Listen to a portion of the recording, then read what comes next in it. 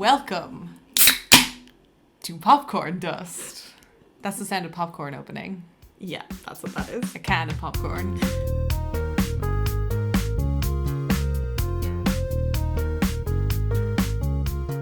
So, this is Valentine's Day edition, and we are talking about the film The Notebook. 2004. So, Catherine has just seen The Notebook for the first time about 3 hours ago.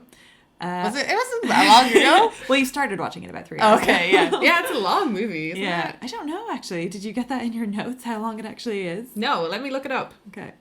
Dun, dun, dun, dun. 124 minutes, so it's just over 2 hours. Okay. So it's not quite Titanic length. No, it didn't feel like Titanic length, but that's at a certain point in the movie I was like, when is this gonna... Yeah. And then when it ended, I felt like it was pretty sudden. I guess it was just like, we fucking got on for too long, like, stop. Yeah. Yeah. Okay, so what did you think? What was your... Because, yeah, you had never seen it before, but I assume you had heard a fair bit about it. Yeah, because I guess I'd heard it as a kind of stereotype thing that, like, girlfriends will make their boyfriends watch it. Mm-hmm. You know, like, that's kind of a weird relationship milestone thing for people or whatever. Oh, we watched The Notebook together. Yeah. Yeah. Are you referencing something? No, I'm just agreeing with just you. because you did it in a voice. I was like, damn, I should get this. No. Okay, I did just get you. Sorry. Yeah. I doubted us. That's okay. For a moment. Yeah, no, I think that's right, that it is like a girlfriends make their boyfriends watch it, and then they pretend to like it. Yeah, I think what I ended up seeing kind of matched the opinion that I had of it before, like kind of what I had absorbed through cultural osmosis, the type of thing that it was going to be. Mm-hmm. And what do you think it was? What type of thing was it? What were you expecting, and what did you find? I was expecting kind of like a tearjerker romantic drama type of thing. Kissy film. A kissing movie, yeah. There wasn't like a whole lot of kissing in this movie, was there? I guess there was quite a bit. There was a fair bit of kissing. Yeah, that's true. Yes, I think that's accurate. I think that's I think that's exactly what it was. Tearjerker, kissy film. Yeah, I think a lot of it was playing into a lot of the tropes that I'd expect from that kind of movie. I think it's like they took all the tropes and smushed it into one. Yeah, because it's based on a Nicholas Sparks book. Yes, which I haven't read. No, well, I don't know if anyone actually reads Nicholas Sparks books. I think they just kind of, like, grow naturally. Right, okay. From a tree and then fall into, like, mothers' suitcases when they're going on holidays to Mallorca. And then they become films somehow. And then someone is like, okay, this will do something. People seem to like this. What other ones are Nicholas Sparks things? Dear John, isn't that a Nicholas Sparks? I could not tell you a single one. Because they just, like, any poster that you see where it's like heterosexuals kissing. Just assume that it's I'll Nicholas just be like, Sparks. oh, is this some kind of Nicholas Sparks shit? Yeah. I don't know, actually. I don't know what other Nicholas Sparks things are. But I know that it's a thing. I know that it's like... I know what you come to expect from a Nicholas Sparks film, I suppose, or book rather. Yeah, you know what the deal is. You get the idea. Yeah, I was surprised at the amount of parallels you could draw with Titanic. Actually, just because like too. the cover of the DVD is like, ooh, it's the best thing since Titanic or something, and then I was like, hold up, there's a lot of things in here that are just the same. Yeah, we watched it on DVD, by the way, listener.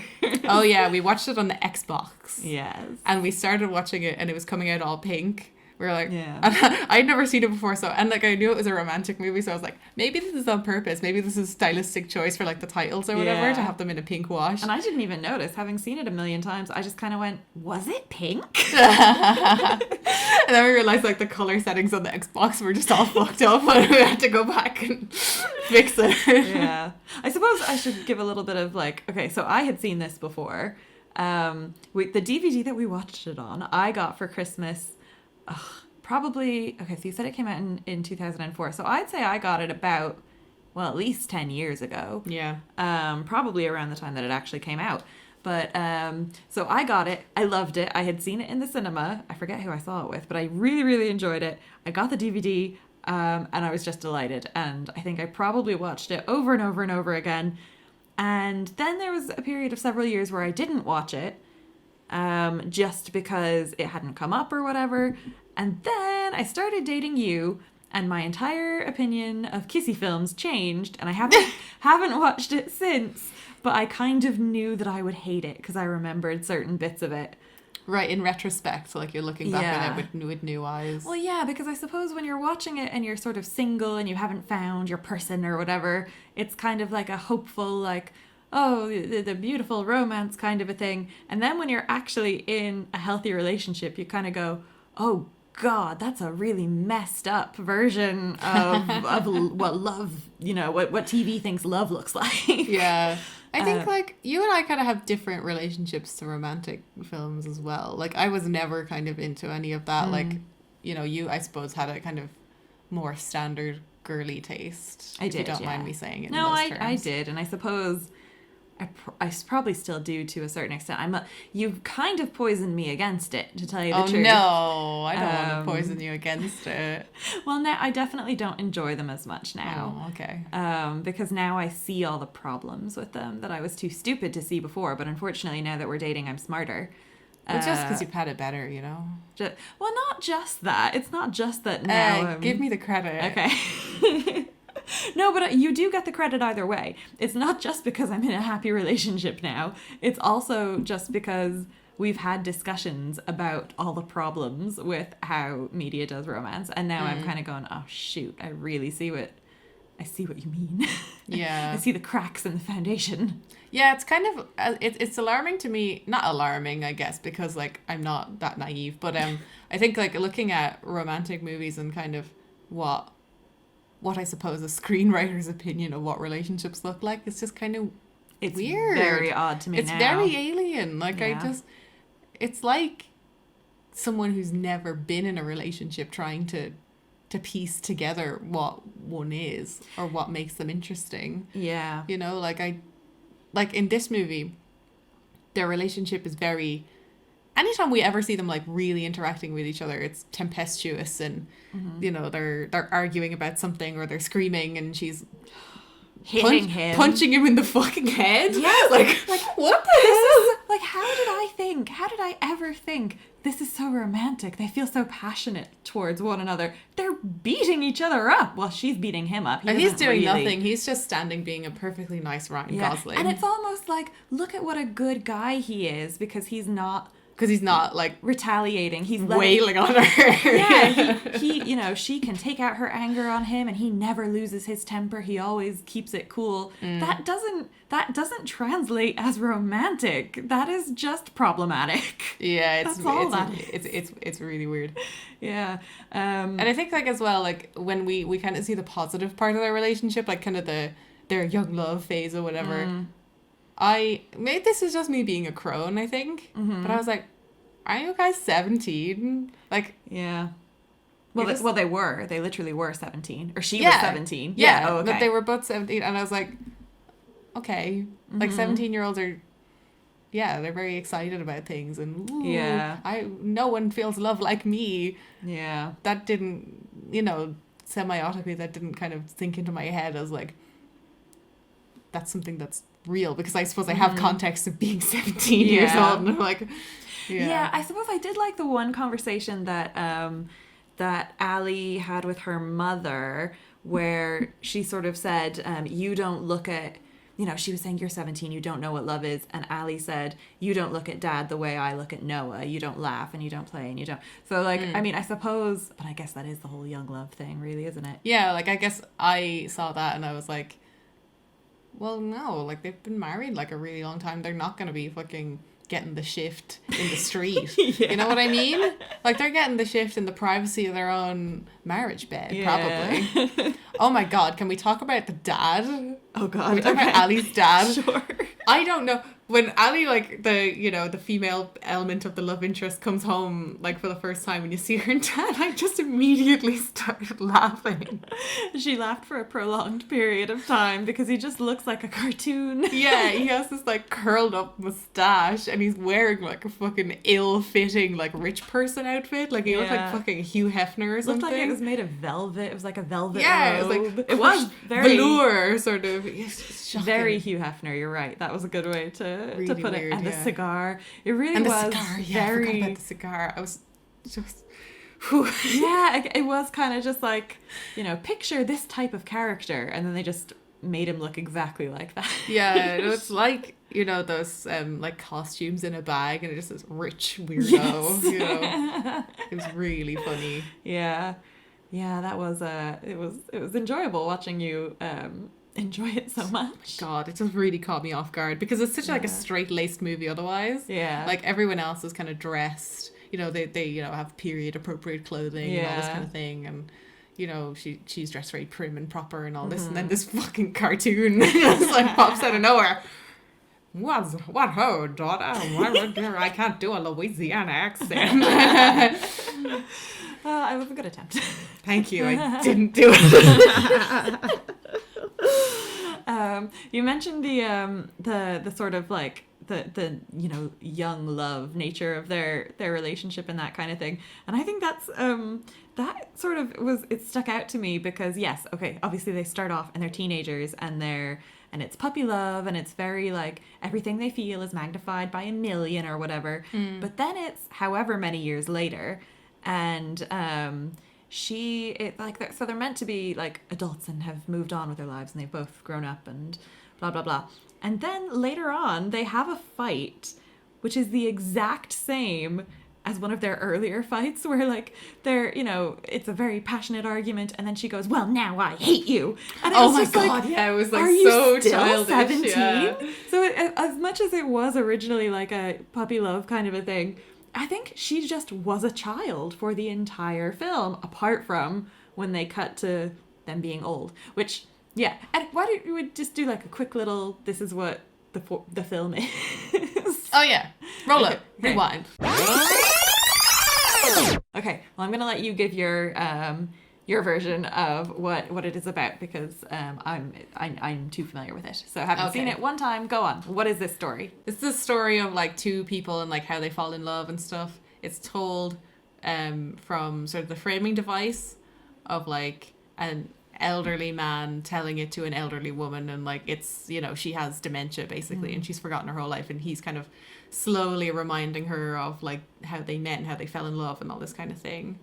And it's kind of told in like it's flashbacks sort of thing. Yeah, so it's set in when? 1940s, I believe. 1940s. 1940. 1940, okay. Future. Okay, the 1940s. And it was, that's actually something that I do think the film did pretty well, is the sort of period stuff. You know, like I do think it was, it didn't feel like it was set present day. Oh yeah. Yeah, no, I felt like sort of when you're in the rural area, like they have all the crickets and everything outside, and you can just like they set it up really nicely, like you kind of feel like it's warm, and you know, it's well portrayed. Yeah, I have some things to say about the time period. Okay, please do. And I don't know if now is the right time to talk about it. Well, now that you brought it up, I suppose it is. Yeah. Like there's sort of a theme. I don't know if it's a theme or if it's just a thing that's there, of sort of black servitude in the movie. I noticed that too, actually. Yeah. Okay. Like this is literally the first time that's ever occurred to me. But yes, go on. Yeah. No, it was something that like, as I was watching the movie, I was like, okay. I was wondering the whole time whether if that was gonna become a thing. Is that the bit that you said, "Oh, I'm watching this thing to see if it becomes something"? Is that what you were referring to? Yeah. I was trying to see because it was definitely a consistent throughout the whole movie. I can think of two examples. Yeah. What was there? What examples are you thinking of? All the servants for like the rich family were black people. I didn't even notice that. Like when he goes to dinner with them. Yeah. Okay, I did not notice that. All of the servants. Jesus. Are black. Yeah. No, all the house servants in the house, like in other scenes where they're there. Yeah. You know, when they're moving away and stuff like that. Yeah. And and then later on in the present day, quote unquote, 2004 scenes, like a lot of most of the nursing staff are black people as well. Yeah, I noticed that.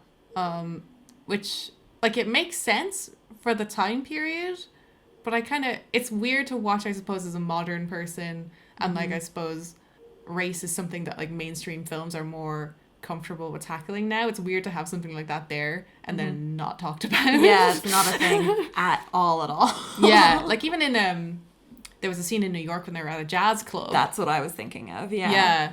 And like that's a whole thing, because like that's a time period when like black performers were starting to become commodified, you know, like you know, urban white people wanted to see them perform, but they weren't necessarily allowed to patronize the bars where they were the performers at. But those scenes, like they did have sort of black people in the audience, like it was just kind of like, don't worry about it, they're here too, everyone's having fun. It's like I was like, okay, so you're sort of have referencing it, but you're referencing it, but not quite going for it. Like you're not willing to make people uncomfortable in that way. Yeah. So it was kind of like, I don't know. That's not a point that I have ever heard made before in relation to this film. I have never heard anyone talking about it before. I didn't even know it was like a period piece. Yeah. So I don't really know what other people's interpretations of that are. I don't think there are any. I don't know that maybe I'm stupid and I just haven't. I mean, there's heard probably black people who have talked about it, I'm sure. You're right. Maybe I'm just terribly, terribly ignorant. I don't think that's the situation, but I've just never heard that as sort of a topic of discussion for this film at all. In fact, because I was researching this just a little bit because I wanted to write an article about it, because there's a particular thing, which I'm sure we'll talk about, that kind of struck me with this film as a big problem, which anyway. So I was looking it up just to see, like, what are people saying about it. I couldn't find anything that was like everything that's wrong with The Notebook. It was all just like, the best kisses from The Notebook and top 10 romantic films to watch it. There was nothing about anything problematic at all. There's kind of no Notebook retrospective, I suppose. Yeah. Like, the way, like, remember when Friends came back on Netflix? I think it was a big thing for people to be like, yo, there's a lot of weird stuff in here. Yeah, we're actually not okay with this now that we're more woke. Friends cancelled. Yeah. So I don't know. Maybe at the time there were people talking about the race, narrative in it. But I just never noticed it myself, and I've never heard people talk about it at all. Because you're right, there wasn't really much. It didn't draw any conversation in it at all. And like the house that he was redoing was a plantation house. Yeah. And they say that, and then like there's just a lot of like racial elements on it, and then just like they're just sort of lurking there. Yeah. Like they're not touched at all. Yeah. And like I guess like I understand that it's a romance movie, the story, you're coming here to see these two people kiss. Mm-hmm. But why is all that there if you're not willing to talk about it? Like, it's just, yeah. Yeah, I don't know. I really don't know. Like, especially, like, because it's in the South as well, like, and we're talking about, like, sort of Jim Crow era stuff, like, segregationist. Yeah. Like, really politically heavy time period. Yeah. And they're just, like, but these two are in love. What about these two white people? Like, imagine how much more interesting this movie would have been if Ryan Gosling's character had been black. Mm-hmm. Because now we're talking about a real problem that the parents have. Yeah. Like a segregation era romance between, like, two different people, a black and a white person. Like, that would be very interesting. Maybe this film should be remade. I won't do it because I am not in any way educated about this. If someone else is willing to do it. It's a shame it was your idea. Yeah. You could do like, you probably wouldn't be able to get the rights to it, but if you do like a soft remake, like you remake it but just don't call it The Notebook. Just do like a 5-minute animation, because that's what you do. You're an animator, so telling a touching story of an interracial romance in the deep South, just to make a resulting in the death of two people. I don't think you can handle that in 5 minutes. Right. Okay. I'm not that talented of a storyteller. I mean, it took these bitches 2 hours. These filmmakers who I respect. I mean, not bitches. And yet we are here to just crap all over their work. It's not. I'm respectfully thinking about it. I think like it's respectful to... No, I think you're right. Yeah. It's posing questions, I suppose. Yeah. And I guess like a lot of people involved in it would probably have like a lot of criticisms of things going back. Like, because if you think of anything that you oh my God, if I think sometimes about things that I said when I was like a teenager or whatever, I'm like, oh, don't do that. Yeah, I know. That's bad. I know. I suppose luckily for them, nobody cared at the time. People looking at it now, if there was like a re-release of The Notebook, I'd say people would probably be like, a lot of this is wrong. But because that hasn't happened, it's still just like a classic that people love and enjoy. Yeah. Maybe quietly taking issue, but I don't know. Yeah. I guess like, you know, it's not like outwardly offensive or anything. There's just a lot of things in it that don't kind of okay, yeah, maybe not offensive, but there's a lot that's like, I would say irresponsible. Yeah, that's fair. I guess because these kind of things are very consumed by teenage girls as well. Yeah. You know? Yeah. So like, that's a demographic that has its own problems. Mm-hmm. They don't need any more. Are we referring to the same thing right now? The original problem that I had with this. Oh, yeah. Him threatening to kill himself if she doesn't go on a date with him. Yes. Yeah. Yes. So that's exactly why I wanted Catherine to watch this film, and it's exactly why I did not watch this film again once we started going out, because then I realized how incredibly insane that is. Because when I asked you out, I wasn't trying to kill myself. Yeah, no, you did it in fact, did you ask me out? Look, we don't need to get into that. But, yeah, it's just like, I mean, that's the sort of thing that is being portrayed as romantic. And as you said, this kind of thing is largely consumed by teenage girls who are then going, that's so romantic. It's so romantic that good-looking guy just decided, having not spoken to this girl at all. I know, he saw her like playing on bumper cars and was like, I need to have her. Yeah. Like, what the fuck? Yeah, he was like, I want her and I'm gonna do whatever I can to get her. And like minutes later, he is dangling from a Ferris wheel. Yeah, I was gonna say carousel. Carousel. Yeah, that would be slightly less dramatic. It would be less dramatic. It'd be really hard to kill yourself. That's what we'll do in the remake. Yeah, he's threatening to kill himself, dangling from a Ferris wheel, and he's saying, "Go out with me, or else I'm gonna drop." And anyway, she's like, "No, I don't want to." Yeah, she literally says, "No, I don't want to." What is this saying about consent? Like, that's interesting, because like I feel like that element of his character is almost like deleted after that whole portion of the movie. Because like for the first part of the movie, like you see him, he's kind of like creeping on her, basically. Like he's approaching her in public and being like, "Hey, want to dance with me?" or whatever. And like she's obviously like going out with somebody else or whatever. And like he's just being really pushy and really aggressive, and it's weird. And if like I was looking at it from the point of view of being a woman and like thinking, I would be like, I'm gonna get fucking suffocated. I know. Yeah, like this guy's gonna cut off my head and like put it on a shrine or something. Yeah. That's bad news. But then like this is just like a weird, I guess, character inconsistency, because like later on in the movie, like he is kind of mindful of consent and stuff. Yeah. No, he is. You're right. Like when it comes to the sex scene, he's kind of like, even though they're sort of already starting and she's the one who initiated it. And she's even like still saying yes and stuff. And then and then he's kind of just like, this clearly isn't working. Like, let's just not do it anymore. Yeah. No, you're right. You're right. That is it's almost like that was just an attention grabbing kind of a, you're right. That I didn't actually notice that before, but you are right. It is like a huge character thing that's just been erased. I guess it's kind of trying to be like, it's attention grabbing. Yeah, well, sort of a jerk with a heart of gold type of thing, where like he's like, oh, he's rough and tumble on the outside and all this kind of thing, but really he's soft and whatever and considerate or whatever. Yeah, I guess. Which I think is kind of a standard mold for a romance movie love interest guy. Yeah, but I guess I just have big problems with this being the sort of thing that we're supposed to think of as romantic. It's really weird as well, because I feel like sometimes you run into like older people who will kind of describe their relationships in the same way, where it's like, he asked me out 500 times and now we're married and we have 18 children, and it's like, what? Apparently, I don't know if this is just like a cruel retelling of the story, but apparently my nan, well, I know that this is true, she said no to my granddad asking her out at first, and I think a couple times, and then he followed her to England and she said yes.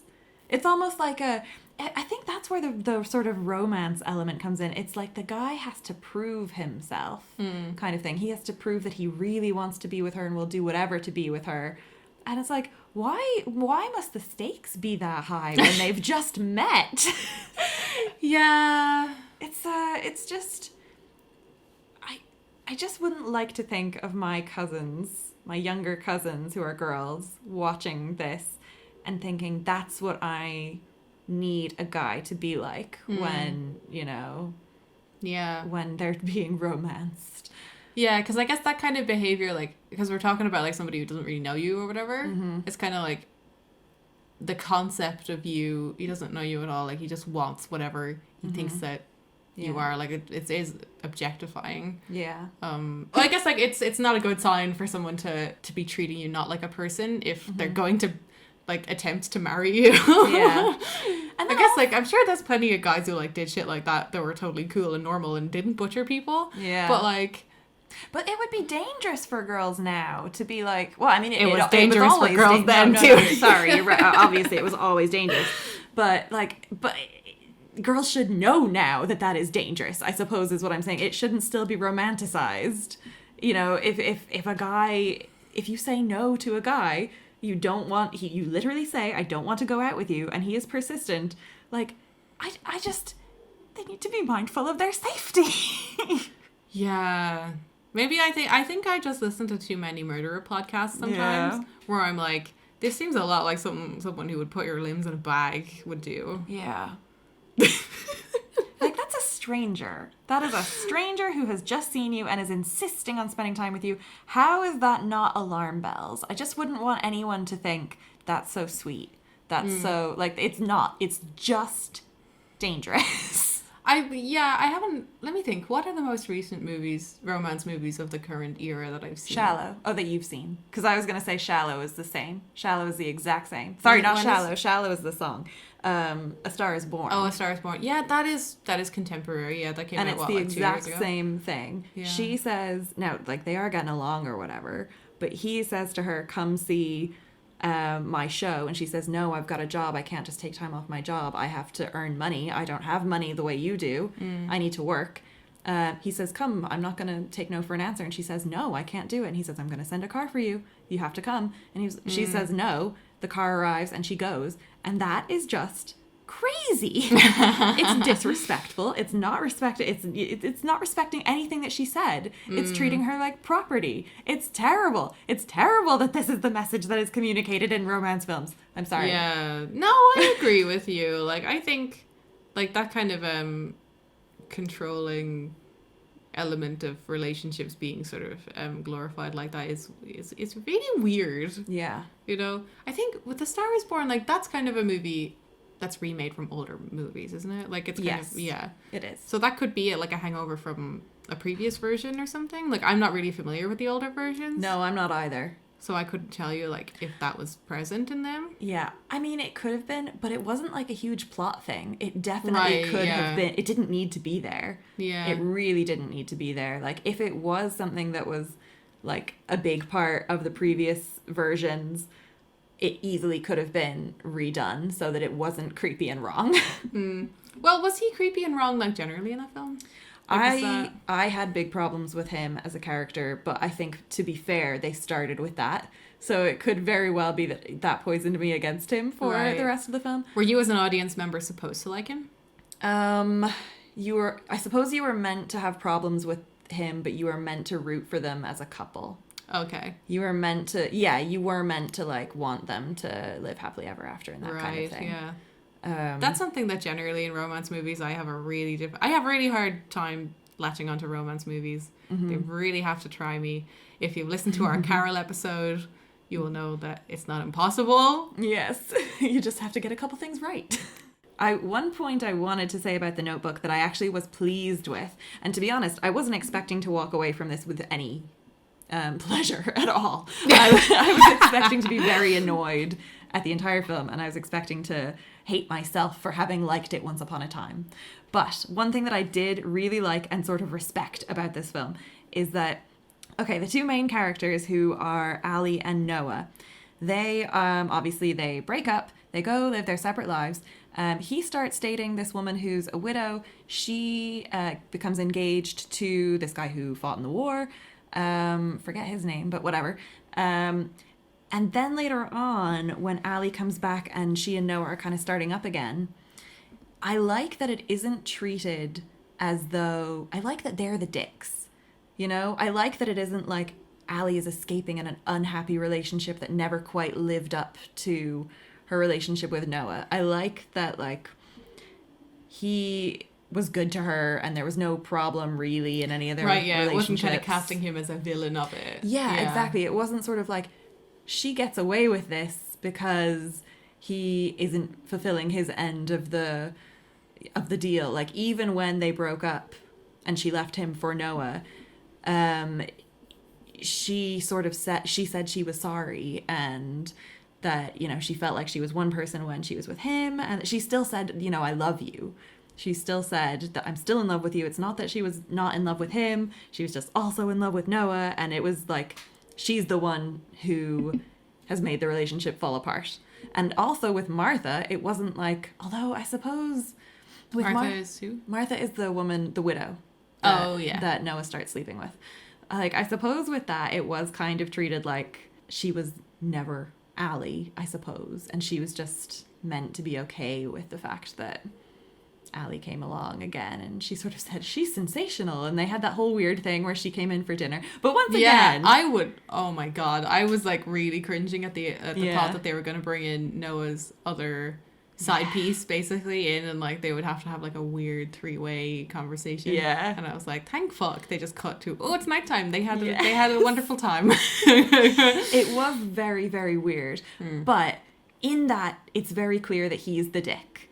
You know, you see the two of them in bed, she's being real nice to him, and he's just very dissatisfied, and he's not making eye contact with her, and she sort of says, you don't see me, you don't talk to me, you know. So I like, again, that's just one thing that I liked about it. I liked that it wasn't like, you know, these two were escaping bad other relationships. I liked that it was just genuinely, you know, they had it was very kind of sympathetic towards the other partners that were in it. Yeah, it was kind of like, oh, sorry guys, this isn't your movie. Exactly. But it wasn't like if there was any villain in it, the villain was the mother, I suppose. Yeah. Not who even was just the dad. crying over a hunky coal shoveler. Yeah. So that was what. So at the end, she goes to meet Allie, and she kind of says, "Listen, I once also loved." So their objection to Noah is that he doesn't have enough money, and he works in the lumberyard. That's what they called it, isn't it? The lumberyard? Yeah. So she sort of says, okay, Allie, journey back with me. And she goes to the lumberyard,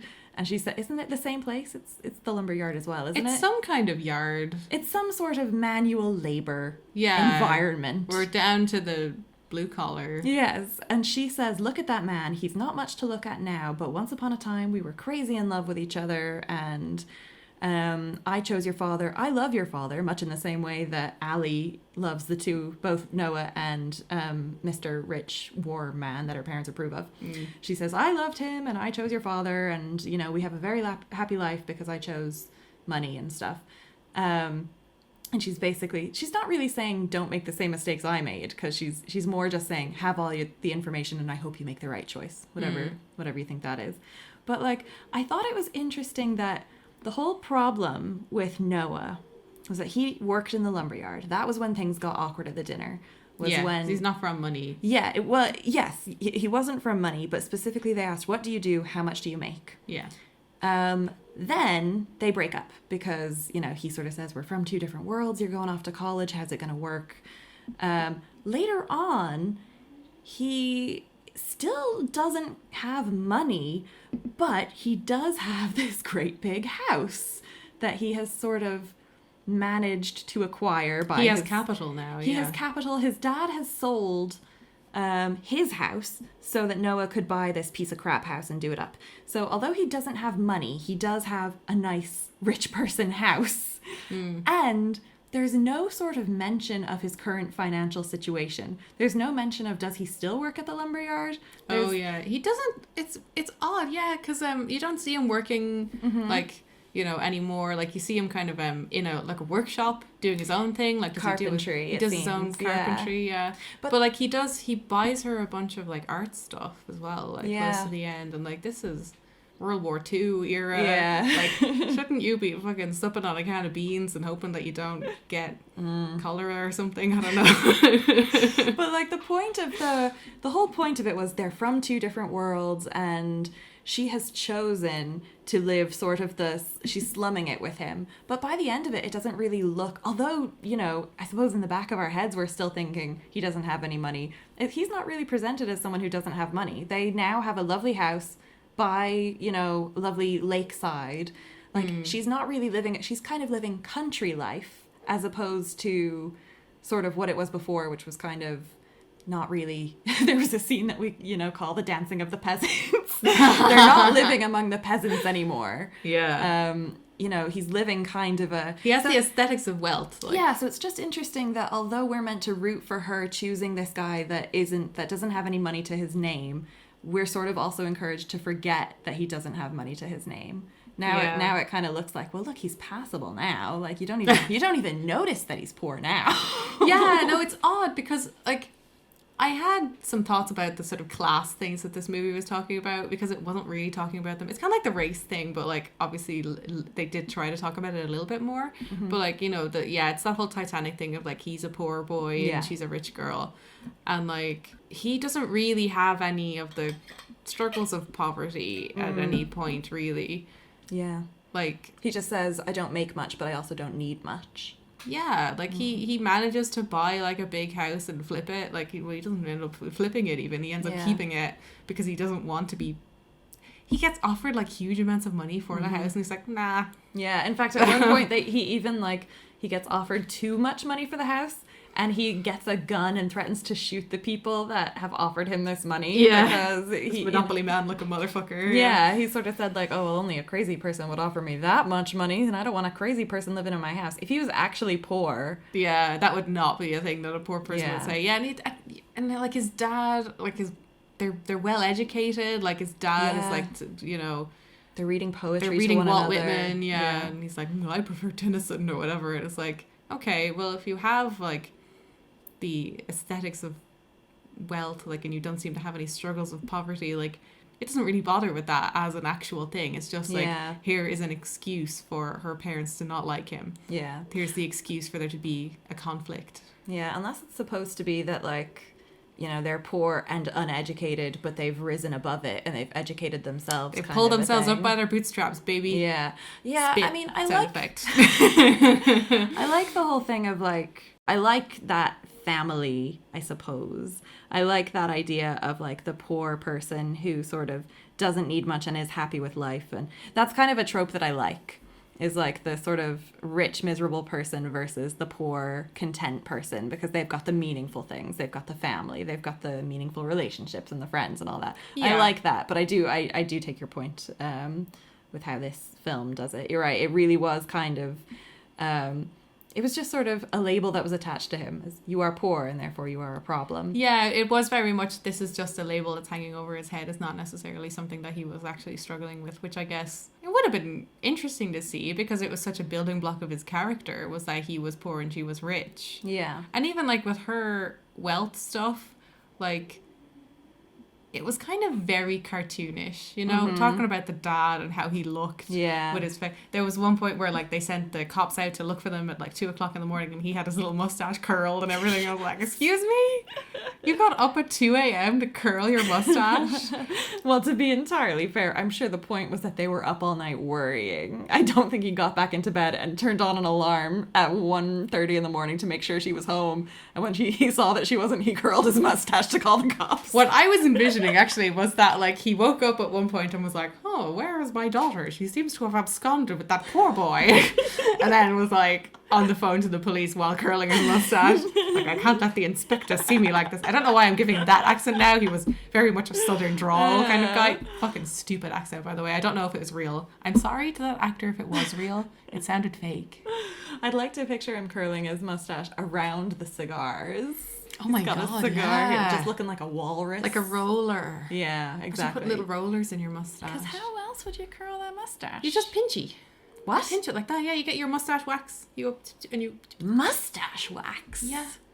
That's what you use it for. Okay. That's what you use to do that. I mean, I have learned something. Yeah. Thank you. Like, it's kind of coming back in fashion, like. Right. Yeah, you see some guys with little... handlebar mustaches. No, just a little twirly on the end of a regular... Is that not a handlebar mustache? No, a handlebar is mustache? A big one. Oh, okay. Like you can hold on to it when you're riding him. Oh my God. I don't mean in a sexual way. I mean like as if he was a horse. I thought you were going to say as of a bike, because that makes sense because of handlebars. Where are you going with it? Like I'm riding him like he's a bicycle. I'm holding him like this. Okay. Okay. I'm not having sex with this man. Okay. Thank goodness. Or any man. Oh my god. You know what was funny? At a certain point in the movie, like, Noah's dad dies. Yeah. And my god. He basically just dies off screen, right? Yeah. And like, yeah, because up until that, like a couple of scenes previously, the dad was like, oh, you know, I've sold my house and, you know, I'm going to come live with you and help you fix out the house or whatever. And, you know, then obviously he's now in the way of the plot. So like a couple of minutes later, it's just like, and his dad died. And and you see him next to a grave with like a big straggly beard. It's like, oh, okay, rest in peace, man. Yeah, and I just it's so rude. I thought it was so weird, and I know I said this out loud to you already, but I just thought it was so weird that the dad died so suddenly, and we weren't really meant to care about it, but you did care because you've only seen him in 2 scenes, and in both of those scenes he was lovely. In the first scene, he was so wonderful to Allie. He treated her really, really well, which was a great juxtaposition with how her family treated Noah. And then the next time you see him, he is giving Noah, he's saying, I sold my house. You can go buy your house. I'm going to live with you and we're going to make it pretty and blah, blah, blah. And then he's dead. And that's it. And then the narrator is just like, and he died. Yes. So there was that. But then meanwhile, there's this other character who you've sort of seen a couple times, Vin, who's Noah's friend, and he actually does die. He dies on screen, and you're sort of meant to care about it a bit. I didn't care at all, but he dies in war, because there's like a whole sort of 45 seconds where Noah is fighting in war, and I just thought it was a really weird comparison. The two of them die, but they've chosen to put the emphasis on the complete wrong one.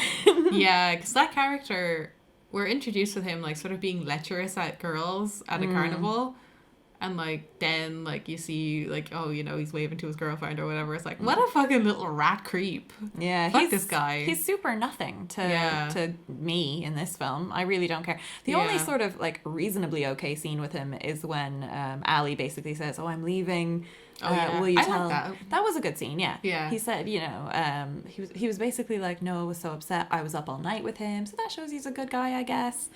You know, speaking of death, it was odd because I almost felt like there was a big detachment between the framing device of like them being elderly in the home and the flashback story of them as young people, because I found the old section was actually quite charming. You know what? I thought the exact same thing. Yeah. And because there's kind of 3 time periods in it. It's sort of like when they first meet and they're young and they're 17. Then there's flash forward a few years to they've moved on with their lives and they've been broken up, but they reunite and they're both with other people. And then there's, the older story. And I thought the exact same thing. In both the 2 earlier periods, I was kind of going, I really don't like Allie. She keeps telling him she hates him. She keeps hitting him. Like, their dynamic is horrible. They just seem to really not like each other, except want to fuck each other sometimes. Yes. It's kind of, and that whole thing about, like, you know, oh, it's going to be work. It's going to be work every day of our lives, but I want to do it because I want to be with you. That I was like, oh, fuck off. Don't do it, man. That's stupid. I know. Yeah. But you're right. The two older people, that dynamic was really lovely. It was very sweet. Yeah. And he just like cared about her and wanted her to be happy, and he was just reading her a nice little story. And he chose to live with her even though he was well enough to not be in the nursing home or whatever it was. I think it was a nursing home essentially. Yeah, no, that was really, really lovely. And they died together. Yeah. But like those old people and that relationship that he was trying to remind her of, like if I had dementia and someone was telling me about like some dude who like I just screamed at all the time and we broke up and like basically hated each other all the time. Yeah. Like I'd be like, oh, let me forget. I don't remember that, actually. Yeah. Who's this nice old man talking to me? Yeah. No, I thought the exact same thing. You phrased it really well, that there was a good disconnect between the 2 stories. But I completely agree. I really felt like I enjoyed the bits that were contemporary more than the flashbacks. Yeah. I thought that was a story I could get on board with. I think like that is kind of an interpretation thing, because like you and me kind of weren't feeling it. I guess like a lot of people would be thinking about that story as it was happening, like, oh, isn't this so romantic? And doesn't that happen where you punch your boyfriend in the head and, you know, fucking just constantly screaming? Yeah. I mean, the 1 minute saying I love you and the next minute saying, well, now I hate you. It's like, okay, when they're 17, all right, that's just a teenagery thing to do. But she was still doing that years later. Like, yeah, that's good. That's clearly like just what their dynamic is. Like, I think Yeah. their whole section where they were 17, like I was looking at it in the lens of They're this 17. is dumb teenagers. Yeah. Yeah, okay, well, that's fair. That was you being fair about it. Yeah, and then like of course once it came forward again, once they were back together again, it's like, oh no, this is just what they do. Yeah. Like that's just what their relationship is like. It's like, you tell me when I'm being an arrogant son of a bitch, and I tell you when you're being a pain in the ass, which you are 99% of the time. See, I've seen it a fair bit, so I do know the Well done. I don't know why I bothered watching the movie. We could have just talked about it like this now. But like, yeah, you're right. Years later, he's still saying, yeah, these are big problems, and, you know, you're a pain, and you bother me, and blah, blah, blah, blah, blah, and it's going to be work. And that's the thing that we hate about relationshipy things, whenever people sort of say, oh, relationships are work, and you need to work at it. And That is such like a red rag to a bull to me. yeah. I think especially because like my mom said to me, like she's been married like 27 years or something. Almost 28. Almost 28 years. Yeah, they're going to be 28 in March. And like she's kind of like, no, it's not. Like, Yeah. no, it isn't. And that's like, it's like, it doesn't have to be. Like, if it Yeah. is, like, I don't know, think about what it is that you're working on and why you're working on it. Like, why do you keep trying to kill each other all the time? I know. This is us being on a terribly, terribly high pedestal, but it does feel like you see so many relationships where they say that. Where they say, oh, marriage is work, and, you know, you have to, it's a lifelong commitment, and it's a commitment to working through all and it's just, you don't have to fight. Yeah. If Like, you're full fighting all the disclosure, like, time. we've been together for how long? Like, Almost 6 years. Almost In 6. March, it'll be 6 years. yeah, so it'll be 6 years in a couple of weeks, basically. Yeah. And like we've never like really fought with each other. We've gotten angry with each other. Yeah, We've gotten snippy with each other. Yeah, we get snippy, we get a bit grumpy, and then we just sort of say, you know, say, am I annoying you? And you say yes, and then I say, okay, I'm going to go give you some space for a while, and then we say goodbye, and then a few minutes later, it's like, never mind. Yeah, like I think if you're just angry about something, if you're not able to communicate stuff, like your relationship isn't good, and you're going to be bad, and you're not going to be those old people who die in a bed together. Yeah, You're going to be that's another divorced. Titanic thing, actually. Dying in bed together. I realize that's not really much of anything, but there was that bit was kind of the most harrowing scene to me in Titanic was when the water. old people going in. Yeah, that movie should have been about them. I know, it would have been a much better story. Yeah. Again, like if Ryan Gosling's character had been black, it would have been a much better story if it had been about those two old people. How about we just let's just finance movies and make other people make them. Sure. Step 1, become rich. Step 1, acquire money. Yeah, well, listen, we saw Ryan Gosling. All you have to do is have your father die shortly after you come back from earning a lot of war money. But also, he has to sell his house first in order for you to buy your house. Okay, cool. So step 1 is a couple steps back. Look, we'll workshop the plan, and we'll come back to it. Yeah, okay. This is Deal. This is going to be in the documentary of the origin story of our studio production company, blah, blah, blah. Yeah. This is where it all started with this podcast. I'm currently listening to a podcast about the company we work and how it failed horribly. So that's kind of what I'm thinking of. Oh, right. What our documentary is going to be like. This is how a film company resulted in the deaths of 5,000 people. WeWork didn't do that, don't sue me. There's really obvious bird symbolism in the movie where like her character, like fairly early on in the movie, you know, they're walking around in the streets at night, you know, they're crushing on each other and they're talking and he's like, your problem is that you're not free or whatever. Oh, yeah. And like that element of his character is stupid. Like he's kind of established to be a free spirit, kind of a foil to her character who is railroaded by her rich parents to go to college and do all these things that she doesn't necessarily want to do, but because they think it's best for her or whatever. And he's like, oh, come and lie down in the street with me and all this kind of manic pixie dream girl kind of shit. And like that is like dropped immediately. Yeah. Like he is just kind of like a country boy who sits in his house and like does carpentry and he likes doing wood stuff in his hometown.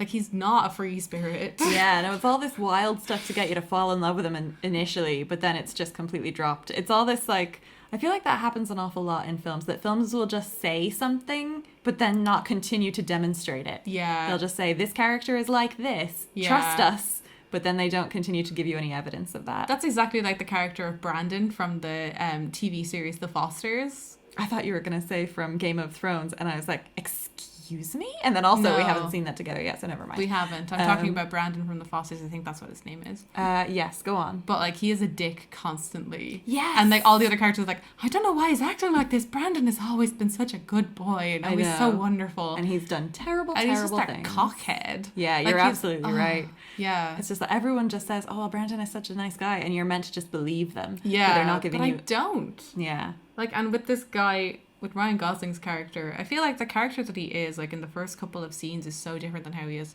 like, for the whole rest of the movie. Obviously because of character development and character changing or whatever. Yeah. But, like, even post, like, the breakup and when he becomes all beard. Yes. You know, when he gets his beard of sadness or whatever. Yeah. That's the name of the video, Beard of Sadness. Yeah, there's a word, like, people use for it. I can't remember what it is. But, yeah, even, like, that person that he is sort of in the carnival and movie date scenes are completely different than what he is a couple of scenes later.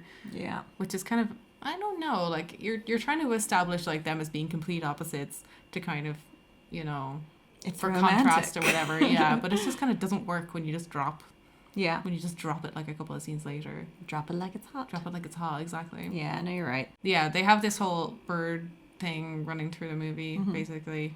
I did not notice it. Obviously, there's the scene where it's like, if you're a bird, I'm a bird. But you're a bird, I'm a bird. The opening scene, like, it has the main woman, what's her name again? Allie. Allie is looking out the window and she sees, like, a bunch of geese flying around in a weird kind of green screen thing. And, like, that is sort of foreshadowing for, you know, they have a romantic boat ride where there's all geese all around them and all this kind of thing. Geese, by the way, very unromantic bird. Should have been swans. But kind of shocked that they didn't go for swans. Yeah, that is weird. But also, wouldn't swans perhaps be a bit too temperamental? Like, they get quite close to the birds. Geese are so much more temperamental than swans. Well, yeah. Catherine is our resident bird expert, so ignore me. Geese are very aggressive. Right, okay. Swans have a bad reputation, but I think it's just because they're very big. And like the noise that they make is deeply scary. Right. You get hissed at by a swan. If you see them flapping at you like this, holy moly. Right, okay. I remember one time, like, I think I was 8. I was in a park with my teacher. Like, he took us on a nature walk type of thing. Like, the whole class, not just me. That was a weird way to start this. Carry on. I was not abused. But he was so romantic. He was older, and I said no.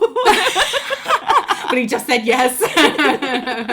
Sorry, go on. I met a swan. Like, it was the first time I met a swan on land, and like it got out of the water, and it was like really close to me, and it was like the same height as me, and I was like, oh my god. Well, shit. And I respected swans from that day. Well, obviously you lived to tell the tale. I did, It didn't do anything terrible to you. No, it was fine. Like, it had approached me, like, it was just kind of going about its business, but I was also there. Like, so I wasn't doing anything it didn't want me to do.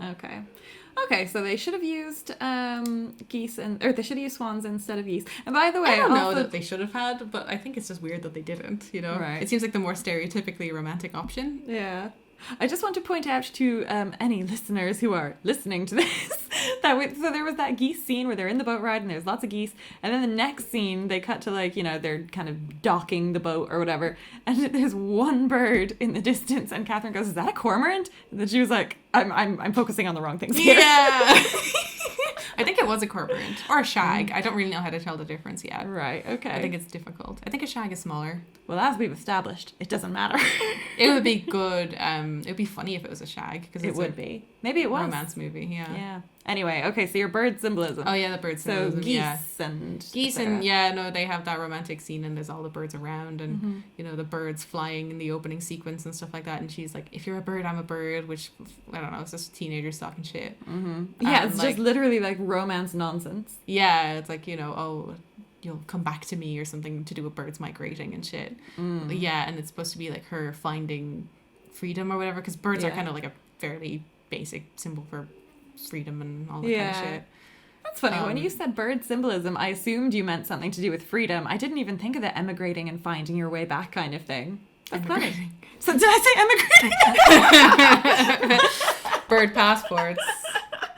Oh my god, never mind. Any more you want to say about bird symbolism? No, not really. I mean, there's not really much to dig into Yeah, there. I Like, it's suppose- just there. I Like, suppose not, yeah. yeah. Okay. It's just like, I get it. Yeah. The Notebook, free. I get it. Yeah. She needs to be more free Whatever. from her restrictive, rich lifestyle.